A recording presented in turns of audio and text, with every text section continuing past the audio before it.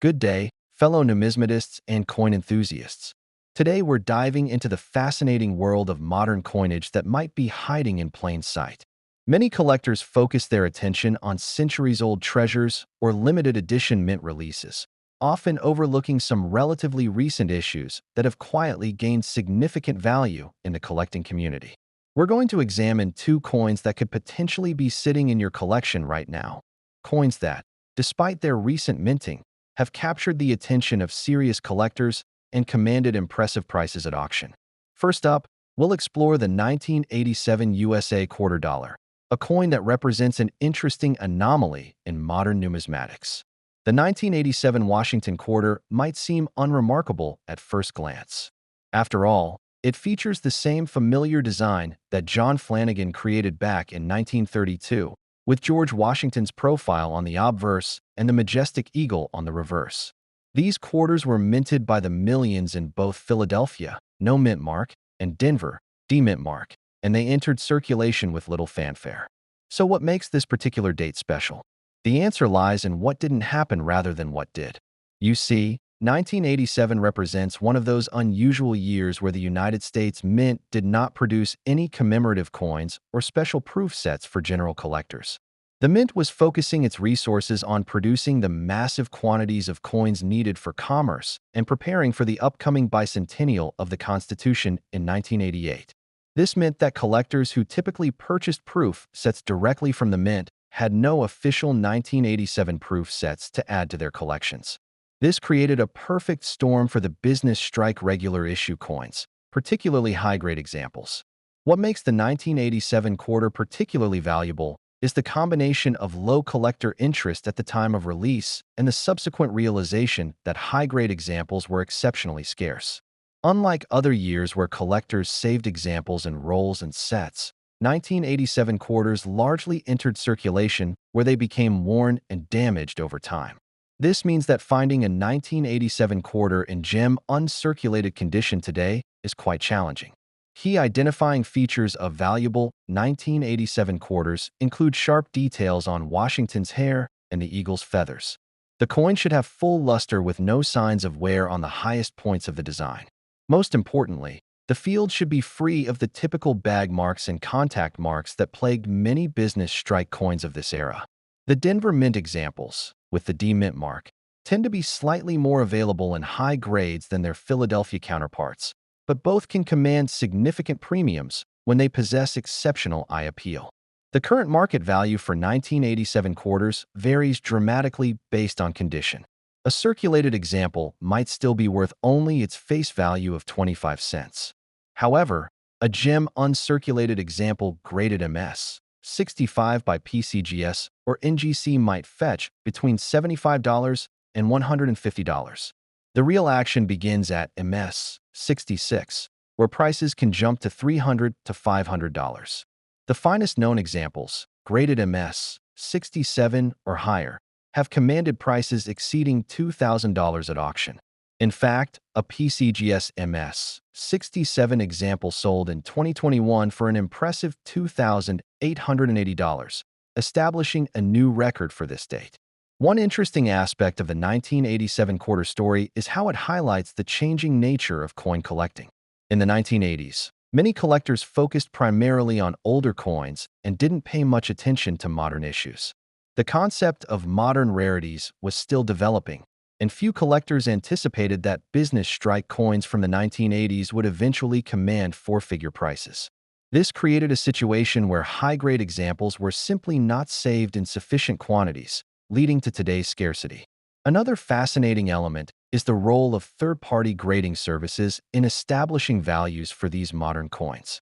Before the professional grading services became widely accepted in the 1990s, there was no standardized way to determine the condition of these coins. This meant that many exceptional examples may have been overlooked or misidentified, further contributing to the scarcity of high-grade specimens today. Condition plays an absolutely critical role in determining the value of 1987 quarters. The difference between an MS 63 and an MS 65 example can be hundreds of dollars, despite what might seem like minor differences to the untrained eye.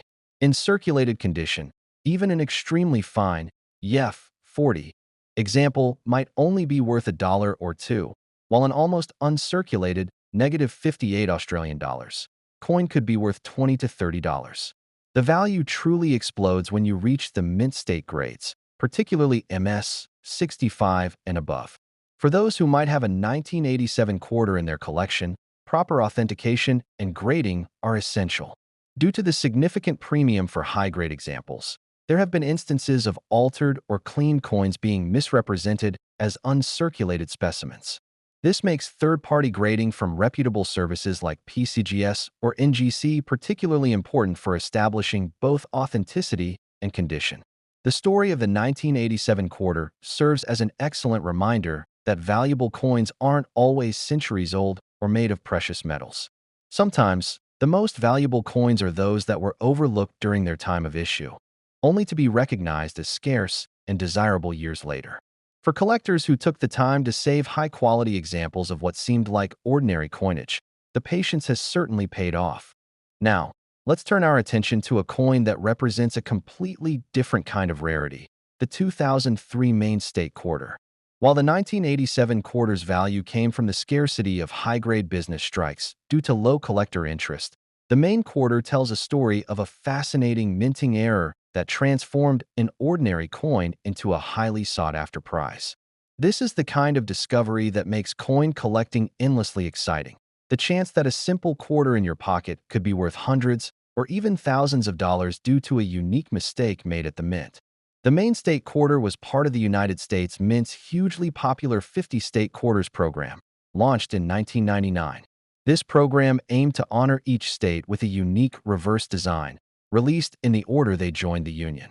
Maine, admitted as the 23rd state in 1820, was featured in 2003.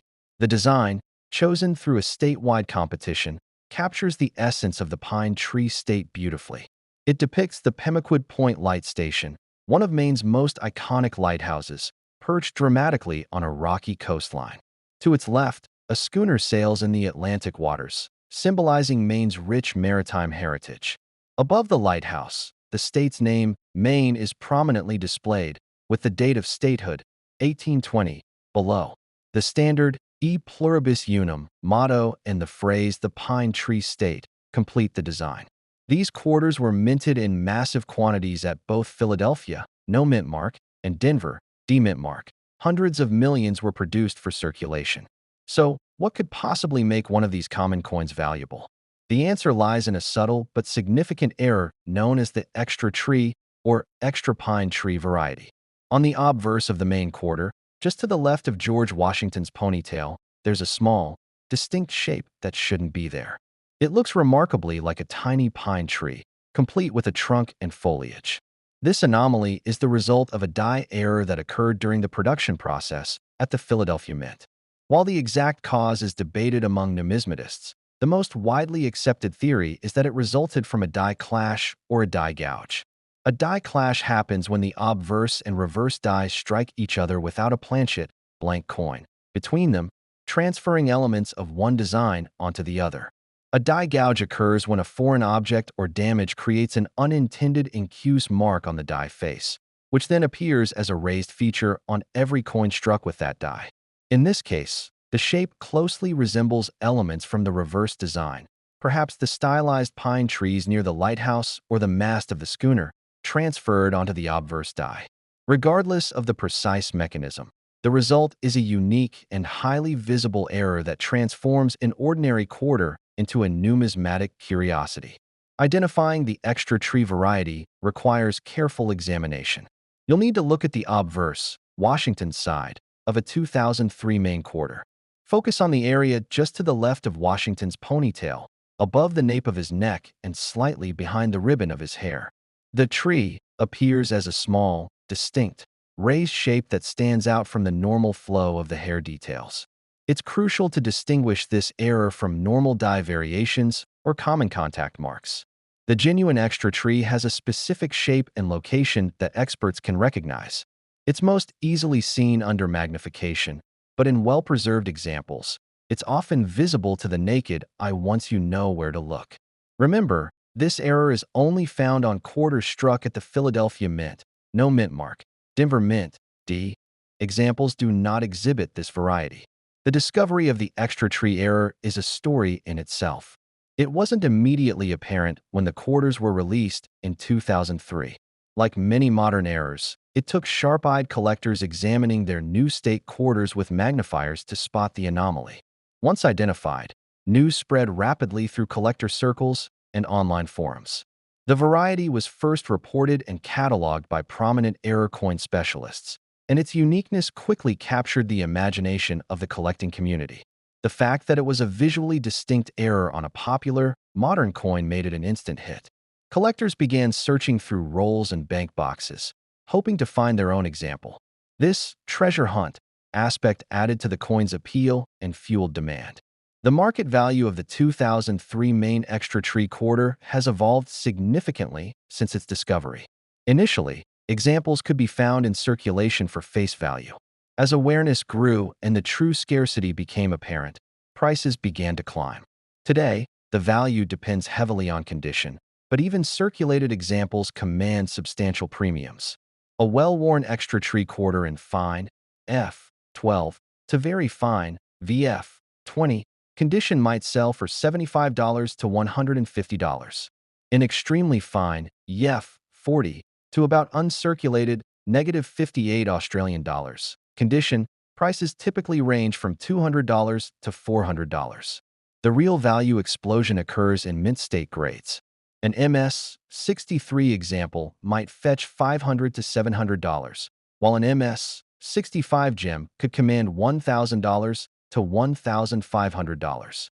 The finest known examples, graded MS66 or higher by PCGS or NGC, are exceptionally rare and have sold at auction for prices exceeding $3,000. In 2022, a PCGS MS66 example realized an impressive $3,360, highlighting the premium for top-grade specimens.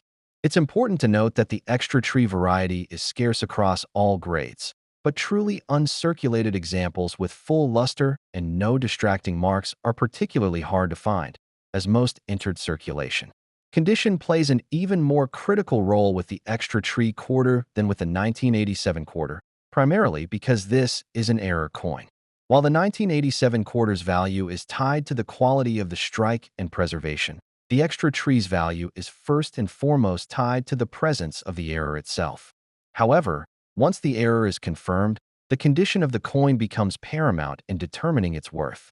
A heavily circulated extra tree with the design worn smooth still holds value because the error is identifiable, but its price is significantly lower than an uncirculated example.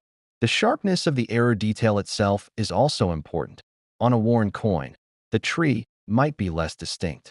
Conversely, a mint state extra tree not only confirms the error clearly, but also showcases the coin's original beauty and the precision of the minting error.